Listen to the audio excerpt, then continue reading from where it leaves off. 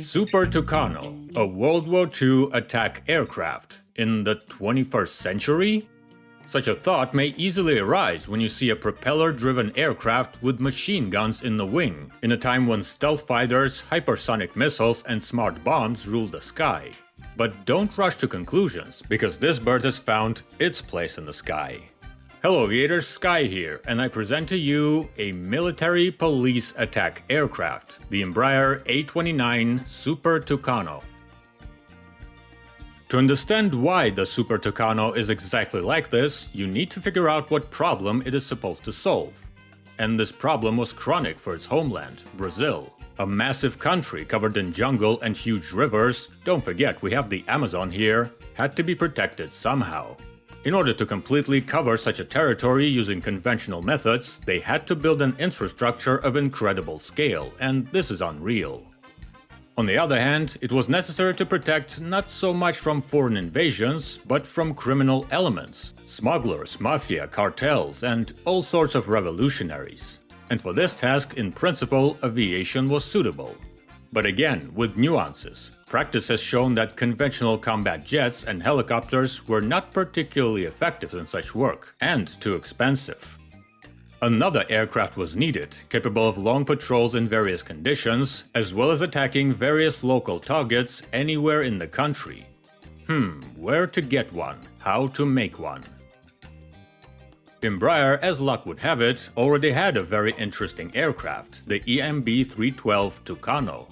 This aircraft was born at the dawn of Embraer's formation in the 1970s, and was a solution to another problem the country was facing, the need for an effective and cheap training aircraft for the Air Force. This solution seemed exotic even then, a light single-engine turboprop aircraft of a classic design, two-seater, with excellent visibility, ejection seats, basic training functionality, and potentially combat capabilities. The flight performance compared to jet machines was of course modest, but for a flying trainer this was not critical. And it proved its worth, being cheap, reliable, and versatile, and with the jump in fuel prices at that time, it became more relevant than ever, not only in Brazil but also in many other countries. Yes, it was the Tucano that became one of Embraer's first commercial successes on the international market. An interesting point, considering that now the Brazilians are known mainly for their civil airliners. Another curious detail accompanied the Tucano's service, during which there were frequent cases when it was used not only as a training aircraft, but also as an air support tool for police and military operations. This was a very interesting nuance which Embraer decided to promote, offering its Air Force a kind of light and cheap attack aircraft. Hearing the words attack aircraft, we of course imagine something like this. Or like this.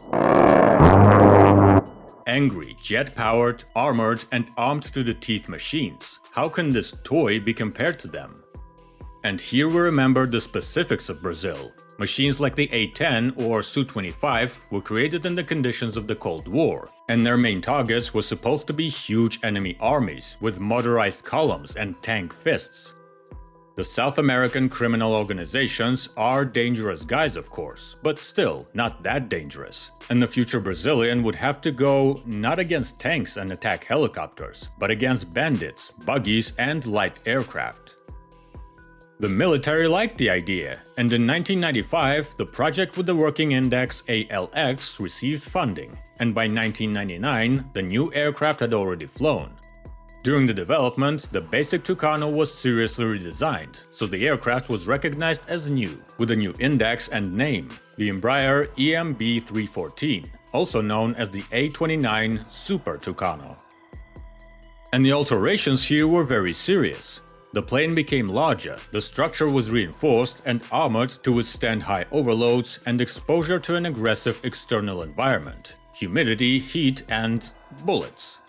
The plane became considerably heavier. While the old bird weighed a little more than 3 tons, the Super Tucano reached almost 5.5. At the same time, the heavier plane had to be more fast and maneuverable, and it was equipped with the new Pratt & Whitney PT6A-68C engine, reaching 1600 horsepower, twice as powerful as the engine of the previous model. This had a great impact on flight performance. Maximum speed is 320 knots. Range with a full armament is 720 miles. Patrol duration is up to 8.5 hours. Service ceiling is 10,660 meters. A special advantage of the turboprop in assault operations is its minimum speed, only 80 knots, the speed of a car on a highway. Not a helicopter, of course, but it is quite difficult to hide from it.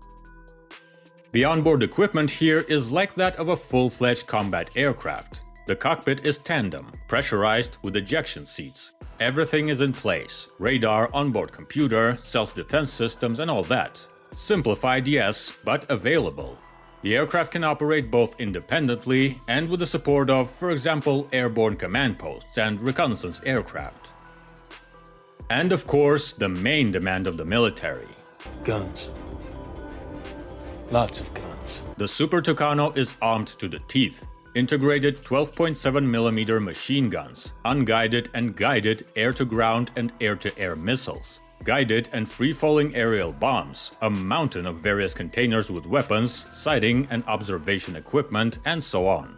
A whole ton and a half on 5 suspension points, a wide menu for all occasions. I would not go against a full-fledged modern army on it, but armed groups most likely will not enjoy meeting such a bird. The first operator of the Super Tucano was, naturally, Brazil, which ordered 99 aircraft. Service began almost immediately after the start of deliveries in 2003, with the aircraft flying long patrols and occasionally attacking targets, ranging from camps and small bases to aircraft loaded with all sorts of bad-for-your-health cargo. The Super Tucano demonstrated excellent performance, and its cost hovered around $10 million. For a modern combat aircraft, this figure seems laughable. And this attracted customers from other countries: Chile, Colombia, the Dominican Republic, Ecuador, Paraguay, Uruguay, and Honduras. Everywhere you need to fight bandits, the A-29 came in very handy. Then came exports to faraway countries. The planes went to the air forces of the Philippines and Indonesia, as well as to Lebanon, Mauritania, and Nigeria. Localization by key partners did not bypass the Super Tucano. Thus, Portugal ordered a batch of attack aircraft, modifying them to the A-29N version, adapted to NATO standards. And of course, the United States. At first, American private military companies like Blackwater became interested in the Brazilian aircraft, and later, the government military. The Pentagon was looking for cheap and adaptive solutions to combat militarized groups, the subject close to Tucano. In 2008, Embraer, in partnership with Sierra Nevada Corporation, launched the production of the A-29 in the United States, both for local military like the Special Operations Forces and for export. The US, naturally, actively supplied the aircraft to Afghanistan. Several dozen attack aircraft entered the local air force and were used quite actively. Although there was not that much success. After the US armed forces left, the Taliban quickly captured the entire country. The surviving aircraft were taken by them at the airfields, although some managed to escape to the neighbors. By 2025, about 300 aircraft have been delivered, serving in the armies of 16 countries. It's hard to call this a stunning success, but Embraer can be quite pleased with itself. Nowadays, there are heated discussions about the aircraft's prospects. The world has changed, the skies are being conquered by unmanned vehicles, and some say that the Super Tucano concept is starting to lose sense in comparison with attack drones, which often perform similar tasks. Others counter this opinion by saying that the Super Tucano is more versatile, can operate more crudely. It's hard to imagine a Reaper shooting at a target with machine guns in a dive, and it's also cheaper than many advanced attack drones. In addition, the confrontation between them may not be on the market, but directly. The aircraft can effectively shoot down various reconnaissance and kamikaze drones, while the same role performed by air defense systems and fighters is much more expensive. Where this confrontation will lead them, time will tell. In any case, I wish all of them peaceful skies and fewer bandits on the ground. And to you aviation lovers, fast flights on unarmed planes and soft landings.